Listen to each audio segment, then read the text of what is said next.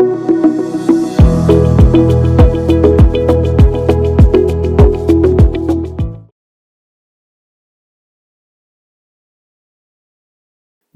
நேரம் யூடியூப் நேயர்கள் அனைவருக்கும் உங்களுடைய வெல்னஸ் குருஜியுடைய அன்பான வணக்கங்கள். இதய நோய்கள் அப்படிங்கிறது இன்றைக்கு பெரிய பாதிப்பை உருவாக்கக்கூடிய நோயா இருக்கிறத பார்க்கிறோம். இன்றைக்கு உலக அளவுல இதய நோயாளிகள் அதிகமாக இருக்க போகின்ற நாடாக 2035 இந்தியா இருக்கணும்.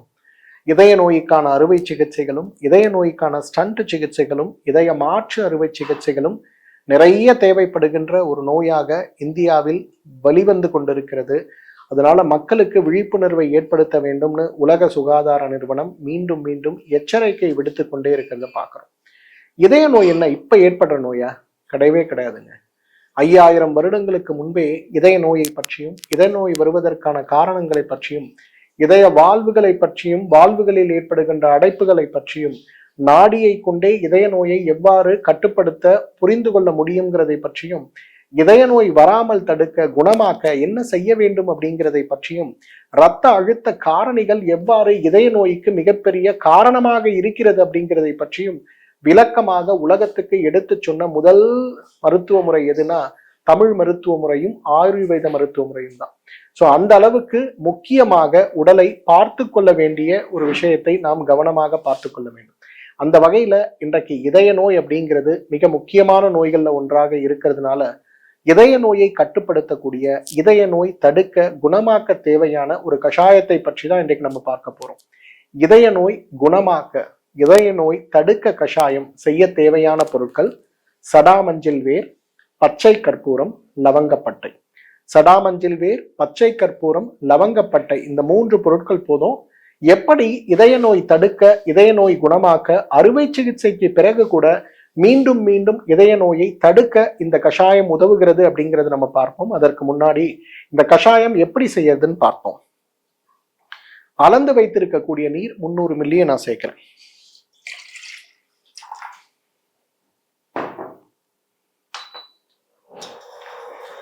சடாமஞ்சில் இன்றைக்கு மிகப்பெரிய அளவில் மனம் சார்ந்த மன அழுத்தம் சார்ந்த இன்றைக்கு உயர் ரத்த அழுத்தம் சார்ந்த நோய்களால் நாம் அவதிப்படும் போது இதய நோய்க்கான காரணம் வெறும் உடல் உணவு கிடையாது, மனமும் சேர்ந்துதாங்கிறத இயற்கை மருத்துவம் புரிந்து கொண்டதுனாலதான் இன்றைக்கு சடாமஞ்சில் வேரை இதய நோய்க்கான முதலுதவி மருந்தாக கொடுத்திருக்கிறத பார்க்கிறோம்.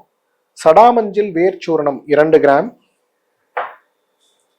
இது பச்சை கற்பூரம். கற்பூரம்னா பொதுவா நம்ம சூடமேத்துவோமே, அது கிடையாது. பச்சை கற்பூரம்ங்கிறது அந்த காலத்தை பாயசம் செய்யும் போது இனிப்புகள் செய்யும் போதெல்லாம் போடுவாங்க. இந்த பச்சை கற்பூரத்துடைய அளவு 1 கிராம். நமக்கு லவங்கப்பட்டை. லவங்கப்பட்டையை பத்தி நம்ம எல்லாருக்குமே தெரியும். பொதுவாகவே இன்றைக்கு கொழுப்புகளை கரைத்து இரத்த அழுத்தத்தை கரைக்கக்கூடிய மிகச்சிறந்த அருமருந்துன்னு சொல்லலாம். சடாமஞ்சில் வேர் 2 கிராம், பச்சை கற்பூரம் 1 கிராம், லவங்கப்பட்டை 2 கிராம், 300 மில்லி தண்ணீர். இவ்வளவுதாங்க தேவை, வேற ஒண்ணுமே தேவையில்லை. தீர்க்க முடியாத இதய நோய், தடுக்க முடியாத இதய நோய், விதவிதமான இதய நோய்கள்னு நிறைய விஷயங்கள் சொல்லப்பட்டாலும் கூட இன்னைக்கு என்னோட பரம்பரையில நிறைய பேருக்கு இதய நோய் இருக்கு, எனக்கு அது வரக்கூடாது, நான் என்ன பண்ணணும் அப்படிங்கிற விஷயங்கள் வரை இவை அனைத்தையுமே குறைத்து உடல் ஆரோக்கியத்தை மேம்படுத்தி உடல் ஆரோக்கியத்திலிருந்து ஒரு மேம்பட்ட நிலையை நாம் அடைவதற்கு நமக்கு உதவி செய்கின்ற அழகான ஒரு அருமருந்து தான் இந்த சடாமஞ்சில் வேர், பச்சை கற்பூரம், லவங்கப்பட்டையுடைய கஷாயம்னு சொல்லலாம். ஏன்னா இன்றைக்கு நம்மில் நிறைய பேருக்கு ஹைப்பர் டென்ஷன் இருக்கிறதும் தெரியறதில்ல, ஹார்ட் ப்ராப்ளம் இருக்கிறதும் தெரியறதில்ல. 45 வயசுல திடீர்னு ஒரு நாள் இதய பாதிப்பு மார்வழி வரும்போது துடிச்சு போய் மருத்துவமனைக்கு வரும். அப்படிலாம் ஒன்றும் இல்லை. சுலபமான சிகிச்சைகள், சுலபமான மருந்துகள். அந்த வகையில இந்த இதய நோய் தீர இதய நோய் குணமாக கஷாயம் மிகச்சிறந்த அருமருந்துன்னு சொல்லலாம்.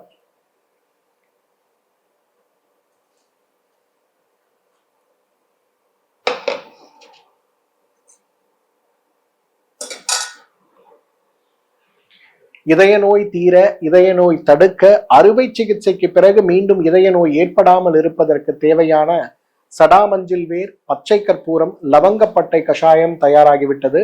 இதோடைய மருத்துவ குணங்கள் என்னங்கிறத விவரமாக பார்ப்போம். இன்றைக்கு எமர்ஜென்சின்னு சொல்லக்கூடிய ஒரு நிலை, வேறு வழியே இல்லை, அறுவை சிகிச்சை செய்யணும், ராத்திரி 12 மணிக்கு 2 மணிக்கு மருத்துவமனைக்கு ஓடக்கூடிய ஒரு நிலையில நமக்கு வரக்கூடியது 3 நோய்கள் மூலம்தான். ஒன்று பக்கவாத நோய், மற்றொன்று இதய நோய், மூன்றாவது சிறுநீரக கற்களால் ஏற்படுகின்ற அடைப்பு மற்றும் வலி நோய். விபத்துகள் அப்படிங்கிறது தனியா ஒரு கேட்டகரி இருக்கு. அப்ப இன்றைக்கு இதய நோய்கள் அப்படிங்கிறது இன்றைக்கு எப்பொழுது வரும், ஏன் வரும், எப்படி வருங்கிற ஒரு ஒரு குறிப்பீடே இல்லாம திடீர்னு நமக்கு ஏற்பட்டு விடுகிறது அப்படின்னு தான் நம்ம எல்லாருமே நினைக்கிறோம். ஆனா உண்மை என்னன்னா, இதய நோய் நமக்கு இன்றைக்கு ஒரு மாரடைப்பு ஏற்பட போகிறது அப்படின்னா, இன்றைக்கு இரத்த குழாய்கள்ல அடைப்பு ஏற்பட போகிறதுனா, குறைந்தது 1 வருட காலத்திற்கு முன்பே நிறைய அசௌகரியங்களை நம்ம உடம்புல உருவாக்க ஆரம்பித்திருக்கும். ஆனா பெரும்பாலும் நம்மில் நிறைய பேர் அதை ஒரு அசௌகரியமாகவே பார்க்காத ஒரு சூழல் இருக்கிறதுனால, நம்மில் நிறைய பேர் நேரடியாக ஒன்னும் இல்லை போல இருக்கு, கேஸ் ட்ரபிள் போல இருக்கு, வயிறு உப்புசம் போல இருக்குன்னு நம்மை நாமே தவறாக தேற்றிக்கொண்டு மருத்துவமனைக்கோ மருத்துவ ஆலோசனைக்கோ செல்லாமல் போகின்ற ஒரு நிலை இருக்கிறதுனாலதான் இன்னைக்கு நிறைய பேரை நான் பார்க்கிறேன், அவசர கதிக்கு மருத்துவமனைக்கு சென்றும் கூட உயிரை காப்பாற்ற முடியாத ஒரு சூழல் இருக்கிறத பார்க்கிறேன். இன்னைக்கு இதயத்தை பார்த்து நம்ம எல்லாரும் கவனத்தோடு இருக்கணும். ஏன்னா இன்றைக்கு இதயத்துடைய செயல்பாடுகள் தான் நம்மை உயிர் வாழ வைத்து கொண்டிருக்கிறது அப்படிங்கிற ஒரு புரிதல் தேவை. இன்றைக்கு ஒரு அழகான கார் 1 கோடி ரூபாய் கொடுத்து வாங்கும். இந்த காருக்கு முக்கியமானது எது? அதோடைய என்ஜின். அப்ப என்ஜின்ல கோளாறுகளை வைத்துக்கொண்டு 1 கோடி ரூபாய் வைத்திருக்கக்கூடிய அந்த கார் வேலை செய்யுமா? செய்யாது. அதே அந்த என்ஜின் நன்றாக இருந்தால் 10 வருடம் 15 வருடம் ஆனாலும் நம்ம காருடைய பொலிவு குறையாமல் நம்மளால வைத்திருக்க முடிகிறது, அதுவும் நமக்கு உழைக்கிறது. கேவலம் 1 கோடி ரூபாய் விலை கொடுத்து வாங்கக்கூடிய ஒரு காருக்கே அந்த அளவுக்கு என்ஜின் முக்கியமானதாக இருக்கும்போது, எத்தனை கோடி ரூபாய் கொடுத்தாலும் வாங்க முடியாத, செய்ய முடியாம இருக்கக்கூடிய நம்முடைய உடலுக்கு இதயம் என்ஜினாக இருக்கிறது என்ற போது, அந்த என்ஜினை காப்பாற்றுவதற்கு நாம் எவ்வளவு முயற்சி செய்யணும் கொஞ்சம் யோசிச்சு பாருங்க. இதய நோய் நமக்கு ஏற்படுவதற்கு 5 முக்கியமான காரணங்கள். முதல் காரணம் என்ன தெரியுமா? மன அழுத்தம்ங்க. நீங்களே ஹார்ட் அட்டாக் வந்தவங்களோட ஹிஸ்டரி, இல்லை நம்ம குடும்பத்துல அப்பாவுக்கோ தாத்தாவுக்கோ அம்மாவுக்கோ பாட்டிக்கோ எப்பயாவது ஹார்ட் அட்டாக் வருதுன்னா அந்த டைம்ல என்ன இருக்கு அப்படிங்கிறத கொஞ்சம் பாருங்களேன். நீங்க நல்லா யோசிச்சு பார்த்தீங்கன்னா தெரியும், அவர்களுக்கு மன அழுத்தம் ஏற்பட்ட காலத்துல, மன அழுத்தமான விஷயங்கள் குடும்பத்துல நடந்த காலத்துல, அல்லது ஏதேனும் காரணத்தால அந்த 1 நாள் 2 நாள் அவங்க அதீதமான மன அழுத்தத்துக்கு உள்ளாகும் போதுதான் இந்த ஹார்ட் ப்ராப்ளமே வந்ததுங்கிறத நம்ம புரிஞ்சுப்போம். மற்ற நேரங்கள்ல பார்த்தா அவங்களுக்கு ஒன்றும் பெரிய பிரச்சனையே இருக்காது, அவங்க ரொம்ப ஹெல்த்தியா தான் இருப்பாங்க. ஆனா அந்த குறிப்பிட்ட நேரத்தில் ஏற்படுகின்ற மன அழுத்தம் அப்படிங்கிறது நமக்கு நோயை உருவாக்குகிறது, ஹார்ட் அட்டாக் வருவதற்கே பெரிய காரணமாக இருக்கிறது. அதனால இன்றைக்கு இதய நோய் வருவதற்கு நம்ம எல்லாரும் புரிஞ்சுக்கணும், நீங்க சாப்பிட்ற ஆடு இறைச்சியோ மாடு இறைச்சியோ அல்லது எண்ணெய் பலகாரங்களோ 10% தான் காரணமா இருக்கு. ஆனா மன அழுத்தம் தான் இன்றைக்கு உங்களுக்கு 90% காரணமாக இருக்கிறது. அதை நீங்கள் புரிந்து கொள்ள வேண்டும். இரண்டாவது ரொம்ப முக்கியமானது, இன்றைக்கு தூக்கமின்மை இதய நோய்க்கு மிகப்பெரிய காரணம். இன்றைக்கு 18 வயது குழந்தைக்கு ஹார்ட் அட்டாக் வருது, 25 வயது இளைஞன் ஹார்ட் அட்டாக்ல இறந்து போறாரு, 30 வயது இருக்கக்கூடிய ஒரு இளைஞன் ஜிம்ல எக்ஸசைஸ் பண்ணும் போதே ஹார்ட் அட்டாக்ல இறந்து போறாரு. என்ன காரணம்னு நினைக்கிறீங்க? அவங்களுடைய ரொட்டீன் எடுத்து பார்த்தீங்கன்னா, இரவு நேர தூக்கம் இல்லாமல் இருக்கக்கூடிய வாழ்வியல் முறையை நீண்ட காலமாக வைத்து கொண்டிருக்கக்கூடியவர்களாக அவர்கள் இருப்பாங்க. இரவு நேரம் தூக்கமின்மை இதோடு நீங்கள் போராடி கொண்டிருக்கும் போது, அந்த தூக்கமின்மை கொஞ்சம் கொஞ்சமாக உடல்ல கார்டிசோல் அளவை அதிகப்படுத்தும் போது, இந்த கார்டிசோல் அளவுடைய மிகப்பெரிய நோயாக நமக்கு ஏற்படக்கூடியதுதான் ஹார்ட் அட்டாக். இன்னைக்கு கார்டிசோலுடைய அளவீடுகள் மிக அதிகமாக மாறக்கூடிய ஒரு சூழல் நமக்கு வந்துருச்சுனாலே நம்ம எல்லாரும் ஹார்ட் அட்டாக்கோட ரிஸ்க்ல இருக்கோம் அப்படிங்கிறது அர்த்தம். அப்ப கொஞ்சம் கவனமாக நம்முடைய தூக்கத்திற்கு முக்கியத்துவம் கொடுக்க வேண்டும். ஒருவேளை தூக்கத்திற்கான முக்கியத்துவத்தை நாம கொடுக்கலன்னா, இன்னைக்கு குழந்தைகள் ராத்திரி 12 மணி வரலும் மொபைல் பாக்குறாங்க, குழந்தைகள் 12 மணி வரலும் இன்னைக்கு தூங்காம இருக்காங்க, காலையில 7 மணி வரலும் தூங்குறாங்க, 8 மணி வரலும் தூங்குறாங்கன்னு தூக்கத்திற்கான நேரத்தை நம்ம ஜஸ்டிஃபை பண்ணாலும் கூட, இன்றைக்கு சரியான நேரத்திற்கு தூங்காத பழக்கங்கள் இன்றைக்கு பெருநோய்களை கொண்டு வந்து விடும். அதற்கு உதாரணம் இதய நோய் தான். அதனால குழந்தைகளில் மட்டுமல்ல, நாமும் கூட என்னதான் வேலை பளு மற்றது எல்லாம் இருந்தாலும் கூட குறைந்தது 10-10:30 மணிக்காவது தூங்குகின்ற ஒரு வழக்கத்தை ஏற்படுத்தி கொள்ள வேண்டும். அல்லது 50-55 வயதுல இதய நோய்க்கும் இதய நோய்க்கான பக்க விளைவுகளோடும் வாழ தயாராகி கொள்ள வேண்டும். மூன்றாவது, இன்றைக்கு உடல் கழிவுங்கிறதே இதய நோய்க்கு மிகப்பெரிய காரணங்க. இன்னைக்கு நம்ம எல்லாம் டீடாக்ஸ் செய்யணும். இன்னைக்கு ஒரு ரத்த பரிசோதனை நம்ம செய்யறோம். ரத்தத்தில் இருக்கக்கூடிய அணுக்கள், ரத்தத்தில் இருக்கக்கூடிய வெள்ளை அணுக்கள், சிகப்பணுக்கள், தட்டை அணுக்கள், சத்துக்கள் என்னெல்லாம் நம்ம பார்க்கிறோம். ஆனா ஏதாவது ஒரு பரிசோதனை ரத்தத்துல எவ்வளவு கழிவு இருக்குன்னு நம்ம காட்டுதா? காட்டுறதே கிடையாது. நம்மெல்லாம் என்ன நினைக்கிறோம்னா ரத்தத்தில் கழிவுகள் இல்லை அப்படின்னு நினைக்கிறோம். ஆனா அது உண்மையானா கிடையாது. இன்னைக்கு நம்ம பொதுவாக சாப்பிடக்கூடிய உணவிலிருந்து இன்றைக்கு ரத்தத்தில் உருவாகக்கூடிய அணுக்களிலிருந்து அந்த அணுக்கள் இறந்த அணுக்கள், செயல்படாத அணுக்களாக நிறைய உருவாகும் போதும், அல்லது லேசாக உடல்ல இறந்த கிருமிகளுடைய அந்த உடல் இருக்கும்போது கூட உடல் இறந்த கிருமியை இறந்ததாக கருதாமல் அந்த இடத்துல தேவையற்ற அந்த கிருமிகளுக்காக வெள்ளை அணுக்களை உற்பத்தி செய்யக்கூடிய வேலை வரை செய்யும் போது ஆட்டோ இம்யூன் சார்ந்த நோய்கள் ஏற்படுவதற்கு அது காரணமாக இருக்கிறது. உடல் கழிவோடு நாம் இருக்கும்போது ரத்தத்தில் இருக்கக்கூடிய அந்த திக்னஸ் அதிகமாகும் போது அதுவே இதய நோய்க்கு காரணமா இருக்கிறது. மூன்றாவது முக்கியமான காரணம் நிச்சயமாக ரத்தத்தில் இருக்கக்கூடிய கழிவுகள் அப்படிங்கிறத நம்ம புரிஞ்சுக்கணும். மாசத்துக்கு ஒரு முறையாவது உடல் கழிவு நீக்குவதற்கான முயற்சியும், அதே நேரத்துல வருஷத்துக்கு ஒரு முறையாவது நெய் மருந்தெடுத்து உடல் கழிவு நீக்குவதற்கான முயற்சிகளையும் நாம் எடுத்துக்கொள்ள வேண்டும். நான்காவது முக்கியமான காரணம் இன்றைக்கு பரம்பரை ரீதியாக ஏற்படக்கூடியது. இன்றைக்கு இதய நோய் நம்மில் 130 பேருக்கு ஏற்படுவதற்கான காரணம் பரம்பரை காரணங்கள் தான். இந்த பரம்பரை காரணங்கள் அப்படிங்கிறது என்ன? பெரும்பாலும் பார்த்தோம்னா இந்த இதய நோய் ஏற்படுவதற்கான காரணங்கள்ல பரம்பரையாக வரக்கூடிய சில வகையான ஜெனட்டிக் மியூட்டேஷன்ஸ் இன்னைக்கு இதய நோயை கொண்டு வரதை பார்க்கிறோம். 60 வயதில் ஏற்படுகின்ற அகால மரணங்கள், 45 வயதில் ஏற்படுகின்ற அகால மரணங்கள், இது எல்லாமே பாத்தீங்கன்னா ஜெனட்டிக் ரீசன்ஸ்ல இருக்கிறத பாக்குறோம். அப்பா 45 இயர்ஸ்ல இறந்தாரு, பையனும் 45 இயர்ஸ்ல இறக்குறான், தாத்தாவும் 45 இயர்ஸ்ல இறந்திருப்பாரு. அப்ப நம்ம ஜெனட்டிக்கா நமக்கு அந்த ஒரு மாற்றம் இருக்கிறதுனால நம்ம எல்லாருமே என்ன பண்ணணும், ஒருவேளை நம்ம அப்பாக்கு இதய நோய் வந்திருக்கா, அம்மாக்கு இதய நோய் வந்திருக்கா, நம்மளோட பெரியப்பா, சித்தப்பா, நம்முடைய குடும்பத்துல யாருக்கெல்லாம் இதய நோய் வந்திருக்குன்னு பார்த்து அதை மாற்றுவதற்கான முயற்சிகளை நாம் செய்ய முடியுமான்னு பார்க்கணும். இது ரொம்ப ரொம்ப இம்பார்ட்டன்ட். கடைசியாக தொற்றுக்கள். இன்றைக்கு நிறைய வகையான தொற்றுக்கள் இதய நோயை உருவாக்குறத பார்க்கணும். இன்னைக்கு சாதாரணமாக வரக்கூடிய பற்களை பாதிக்கக்கூடிய ஒரு ஸ்ட்ரெப்டோகாக்கல் இன்ஃபெக்ஷன் கூட, நீங்க பற்களை சுத்தமாக வைத்துக் கொள்ளாமல் இருந்து பாதிப்பை உருவாக்கக்கூடிய இந்த ஸ்ட்ரெப்டோகாக்கல் இன்ஃபெக்ஷன் கூட நமக்கு மிகப்பெரிய அளவுல இதயத்தை பாதிப்பதற்கு வாய்ப்பு இருக்கு. கவனத்தோடு நாம் இருக்க வேண்டும். இதய நோய் நமக்கு வந்திருக்கு அப்படிங்கிறத நம்ம எப்படி புரிஞ்சுக்கிறது? 5 சுலபமான அறிகுறிகள். முதலாவது அறிகுறி, எப்பொழுதுமே மார்பு பகுதி, குறிப்பாக லெஃப்ட் சைட்ல நமக்கு ஒரு ஹெவினஸ் இருக்கிறது. இசிஜி பார்க்குறோம், எக்கோ பார்க்குறோம், எல்லாமே நார்மலா இருக்கு. ஆனா என்னோட லெஃப்ட் சைட் ஆஃப் செஸ்ட்ல ஒரு ஹெவினஸ் நான் ஃபீல் பண்றேன். உறங்கும் போதும், வேலை செய்யும் போதும், ஓய்வில் இருக்கும் போதும், எல்லா நேரத்திலும் இந்த ஹெவினஸ் இருக்குன்னா உடனடி நல்ல ஆயுர்வேத சித்த மருத்துவரை அல்லது இதய நோய் சிறப்பு மருத்துவரை சந்தித்து என்ன காரணத்தால் இது ஏற்படுகிறது அப்படிங்கிற ஒரு புரிதலை நம்ம கொண்டு வர வேண்டும். இதுதான் முதல் அறிகுறி. இரண்டாவது அறிகுறி, உணவு உண்ட உடனேயே மார்பு கூடுல ஒரு 100 கிலோ எடை தூக்கி வைத்தால் போல ஒரு பாரம் வருதா? அல்லது நல்லா பசிக்குது, 2 இட்லி தான் சாப்பிட்றேன், ஆனா 5 இட்லி சாப்பிட்ட அளவுக்கு வயிறு உப்புசம் வருதா? உடனே இதய நோய் இருக்கான்னு பரிசோதனை செய்யணும். மூன்றாவது, லேசாக தினசரி வாழ்க்கையில நாம் செய்யக்கூடிய பழக்கம். சார், முன்னாடிலாம் ஒரு 3/4 மணி நேரம் நான் வாக் பண்ணுவேன், இப்பெல்லாம் ஒரு 1/2 மணி நேரம் வாக் பண்ணாலே செஸ்ட்ல ஒரு ஹெவினஸ் வருது, நெஞ்சு எரிச்சல் மாதிரி வருது, கொஞ்சம் உட்கார்ந்தேன்னா எனக்கு எல்லாமே சரியாகுது, ஆனா மீண்டும் வாக் பண்ணாலும் என்னால ஒரு 15 நிமிஷம் தான் வாக் பண்ண முடியுது, அதுக்கு மேல முடியல அப்படின்னு வர்றது மூன்றாவது. இதுவும் இதய நோயுடைய மிகப்பெரிய அறிகுறி.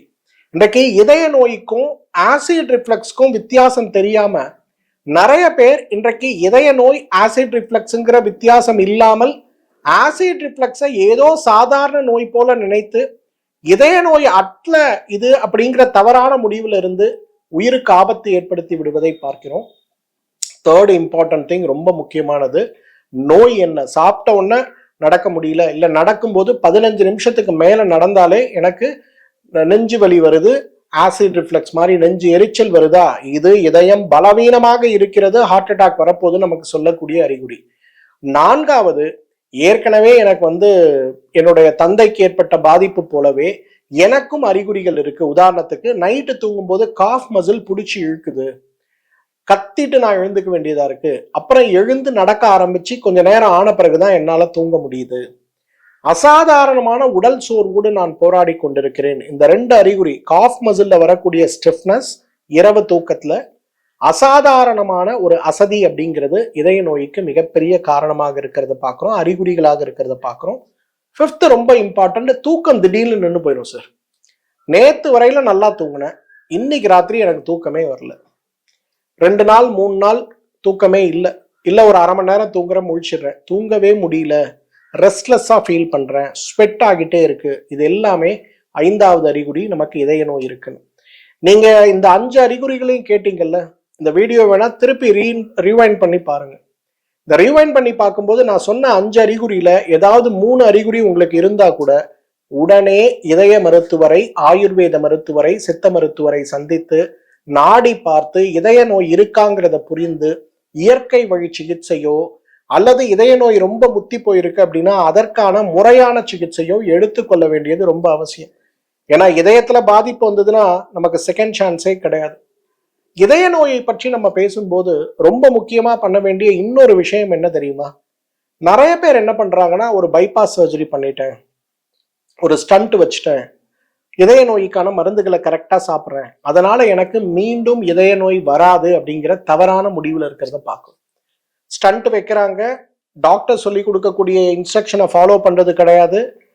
அசைவ உணவு சாப்பிடுவேன், மட்டன் சாப்பிடுவேன், பஜ்ஜி சாப்பிடுவேன், பக்கோடா இல்லாம என்னால சாப்பிடவே முடியாது.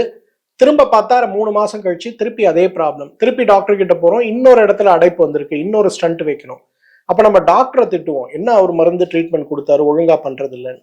ஆனா நம்ம என்ன நினைச்சுக்கிறோம்னா, ஒரு முறை எனக்கு ஹார்ட் ப்ராப்ளம் வந்தது, ஸ்டண்ட் வச்சுட்டேன், நான் சேஃப் அப்படின்னு நினைக்கிறோம். தவறு. ஒரு இடத்தில் இருக்கக்கூடிய அடைப்பை மட்டும்தான் நீக்க முடிஞ்சிருக்குமே தவிர மற்ற இடத்தில் இருக்கக்கூடிய அடைப்புகள் மீண்டும் மீண்டும் இதய நோயை நமக்கு கொண்டு வர முடியும்.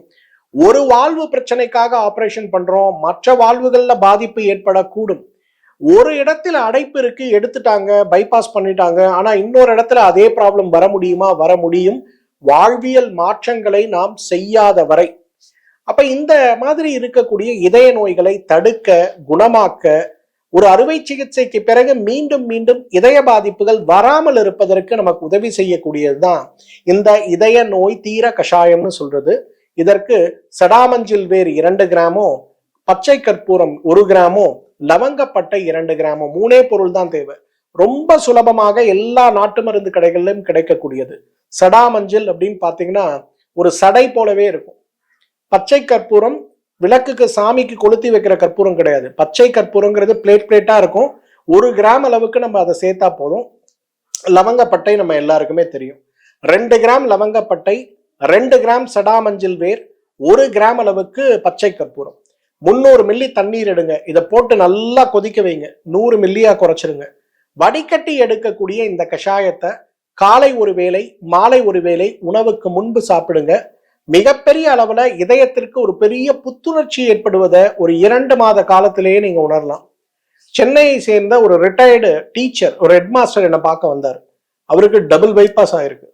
அவருக்கு இன்னும் இதயத்துல பலவீனம். அவரு சர்வீஸ்ல இருக்காரு, இன்னும் 3 வருஷம் தள்ளணும். என்ன பண்றது அப்படிங்கிறது ஒண்ணு. அரசு பள்ளியில இருந்து ரிட்டையர் ஆயிட்டாரு, குடும்பத்தோட தேவை, பிரைவேட் ஸ்கூல்ல ஒர்க் பண்றாரு. என்ன பண்றது, வேலைக்கு போனாதான் சமாளிக்க முடியும் சார். குடும்பத்தோட ஸ்ட்ரெஸ், பொருளாதார ஸ்ட்ரெஸ், வேலையோட ஸ்ட்ரெஸ்ன்னு எனக்கு திரும்ப திரும்ப ஹார்ட் ப்ராப்ளம் வருது, நான் என்ன பண்ணட்டும்? அப்ப அவருக்கு ஒரு டீடாக்ஸ் சிகிச்சை கொடுத்து உடல் கழிவை நீக்கிட்டு அதுக்கப்புறம் அவருக்கு இந்த ஒரு கஷாயத்தை நான் பரிந்துரைச்சேன். வீட்டிலேயே செஞ்சு சாப்பிடுங்க. சடாமஞ்சள் சூரணம் உங்களுக்கு கிடைக்கும், பச்சை கற்பூரம் உங்களுக்கு கிடைக்கும், லவங்கப்பட்டை உங்க வீட்லயே இருக்கு. 3த்தையும் கஷாயம் போட்டு சாப்பிடுங்க. 100 டேஸ் சாப்பிடுங்க. அதுக்கப்புறம் மீண்டும் ஒரு முறை இதயத்தை நம்ம பரிசோதனை செய்து பார்க்கலாம் அப்படின்னு பரிசோதனை செய்து பார்த்த போது இதயத்துடைய செயல்பாடு 47% EF இருந்தது, 55% மாறி இருந்ததை பார்க்கும்போது அவருக்கு மகிழ்ச்சி, அவ்வளவு மகிழ்ச்சி. ஏன்னா நிறைய மருத்துவ செலவுகள் செய்தாச்சு, என்னென்னமோ செஞ்சு பார்க்குறோம். ஹார்ட்டோட பலம், டாக்டர் என்ன சொல்றாரு, ஹார்ட் வீக்கா இருக்கு, ஹார்ட் வீக்கா இருக்குன்னு சொல்றாரே தவிர ஹார்ட்டை பலப்படுத்துறதுக்கு என்ன பண்ணணும்னு சொல்லலை சார். நல்ல காலம் நீங்க உங்களை பார்த்தா டீடாக்ஸ் முடிச்சீங்க, நீங்க ரொம்ப அழகா அந்த கஷாயத்தை எனக்கு சொல்லி கொடுத்தீங்க அப்படின்னு இன்னும் தொடர்ந்து அந்த மருந்துடைய உபயோகத்துல அவரால் இப்ப வேலை பார்க்க முடியுது. வேலையில் இருக்கக்கூடிய பலு, வீட்டில் இருக்கக்கூடிய பலு, பொருளாதார பலு, வேலை பலு, எல்லா பலுமே ஓரளவுக்கு சமாளிச்சு ஒரு ஆரோக்கிய பெருவாழ்வுல இருக்காரு. இது ஒரு உதாரணம் நம்ம எல்லாருக்கும். ஏன்னா நம்ம எல்லாரும் என்ன நினைக்கிறோம்னா, ஹார்ட் அட்டாக் வந்துருச்சு, என் லைஃப் முடிஞ்சிருச்சு. ஹார்ட் அட்டாக் வந்துருச்சு, அதுக்கப்புறம் நான் எந்த கடினமான வேலையும் செய்யக்கூடாது. ஹார்ட் ஆப்ரேஷன் நான் முடிச்சிருக்கேன், அதனால வீட்டில் ரெஸ்ட்ல தான் இருக்கணும்னு டாக்டர் சொல்லிட்டாரு. ஹார்ட்டை பலப்படுத்துறதுக்கு நான் என்ன பண்ணணுன்னே தெரியலையே சார். இது எல்லாத்துக்கும் தீர்வு தான் இந்த இதய நோய் தீர கஷாயம்னு சொல்லக்கூடிய சடாமஞ்சள் வேர், பச்சை கற்பூரம் மற்றும் லவங்கப்பட்டைன்னு சொல்லக்கூடிய இந்த 3 பொருட்களும் சேர்ந்து செய்யக்கூடிய ஒரு அழகான மருந்து. ஒவ்வொன்றையும் 2 கிராம், பச்சை கற்பூரம் மட்டும் 1 கிராம் எடுத்துங்க. 300 மில்லி தண்ணீர்ல போடுங்க, கொதிக்க வைங்க, வடிகட்டுங்க. காலை ஒரு வேளை, மாலை ஒரு வேளை, உணவுக்கு முன்புங்கிற மாதிரி சாப்பிடுங்க. இதய ஆரோக்கியத்தில் மட்டுமல்ல, மீண்டும் மீண்டும் இதயம் சார்ந்த சிரமங்களற்று இருப்பதற்கு பெரிதாக உதவி செய்வதை நாம் பார்க்க முடியும். இதைவிட முக்கியமான ஒன்று என்னன்னா, இன்னைக்கு நம்மில் நிறைய பேர், சார் நான் தனியா இருக்கேன், வயசாச்சு, மனைவி இல்ல நான் வெளியூர்ல தங்கி வேலை பார்க்குறேன், குடும்பம் இல்லை எனக்கு கஷாயம் வைத்து கொடுப்பதற்கு, எனக்கு ஏதாவது சிம்பிள் ரெமெடியா சொல்லுங்க அப்படின்னா, இந்த கஷாயத்தை போலவே இதயத்தை பலமாக்கி, இதய நாளங்களை பலப்படுத்தி, இதய தசைகளை பலப்படுத்தி, இதய வாழ்வுகளை பலப்படுத்தி, இதய துடிப்பை பலப்படுத்தி, இதயத்துடைய செயல்பாடுகளை சீராக்கி, இதயத்திற்கு உள்ளே வெளியே வந்து போகின்ற இரத்த ஓட்டத்தை சீராக்கி, படபடப்பு இல்லாமல், அதிக இரத்த அழுத்தம் இல்லாமல் இதயத்தை பலப்படுத்துவதற்கு சிறந்த மருந்து எதுனா ஹிருத் கேர் மாத்திரைகள் தான். இந்த ஹிருத் கேர் மாத்திரைகளை காலை 2, இரவு 2 உணவுக்கு முன்பு நம்ம சாப்பிடும்போது உடலுடைய ஆரோக்கியம் மேம்படுவது மட்டுமல்ல, இதயத்துடைய ஆரோக்கியமும் மேம்படுவதை நிச்சயமாக நம்ம பார்க்க முடியும். என்ன கேட்டா எது பெஸ்ட், ஹிருத் கேர் மாத்திரைகளா அல்லது இதய நோய் தீர கஷாயமா? இதய நோய் தீர கஷாயம் தான் பெஸ்ட். முடியாதவங்க ஹிருத் கேர் மாத்திரைகளை சாப்பிடுங்க. இந்த இதயத்திற்கான பலம் கொடுக்கக்கூடிய இந்த ஒரு கஷாயம் ஒரு காயகல்ப மருந்து. நம்ம அப்பா அம்மா பரம்பரையில யாருக்காவது இதய நோய் இருந்தாலும் கூட, இதய நோய் தடுப்பாக கூட இதை ஒரு மூலிகை தேநீராக நம்ம பயன்படுத்தலாம். இதய நோய், ரத்தத்தில் இருக்கக்கூடிய கொழுப்பு, இரத்த அழுத்தம் சார்ந்த சிரமங்கள் மட்டுமல்ல, தூக்கம் சார்ந்த சிரமத்திற்கும் மிகப்பெரிய அளவில் உதவி செய்யக்கூடிய இதய நோய் தீர கஷாயம் ஒரு உணவாக சாப்பிடுங்க, ஆரோக்கியமாக வாழுங்க. நம்ம குடும்பங்கள்ல யாருக்கெல்லாம் இதய நோய் இருக்கோ, அல்லது நம்ம குடும்பங்கள்ல பரம்பரையாக சில குடும்பங்கள்ல இழப்புகள் ஏற்பட்டிருக்கலாம், அவங்க எல்லாருக்கும் இந்த வீடியோவை ஃபார்வர்ட் பண்ணுங்க. அவங்க சுலபமா வீட்டில் செய்யக்கூடிய இந்த ஒரு சிறு தீநீரை குடித்து வந்தாலே இதய ஆரோக்கியம் மேம்படுவது மட்டுமல்ல, அவர்கள் பரம்பரையே உங்களை வாழ்த்தும். அதற்கான முயற்சிகளை செய்ய முடியுமான்னு பாருங்க. இதை யாரெல்லாம் பயன்படுத்துறீங்களோ, ஒரு 100 நாள் பயன்படுத்திய பிறகு இந்த மருந்து உங்களுடைய வாழ்க்கையில ஆரோக்கியத்தை எவ்வாறு மீட்டு கொடுத்தது அப்படிங்கிறத இந்த வீடியோவோட கமெண்ட் செக்ஷன்ல என்னிடம் பகிர்ந்து கொள்ள முடியுமான்னு பாருங்க. மீண்டும் சந்திப்போம். நன்றி, வணக்கம்.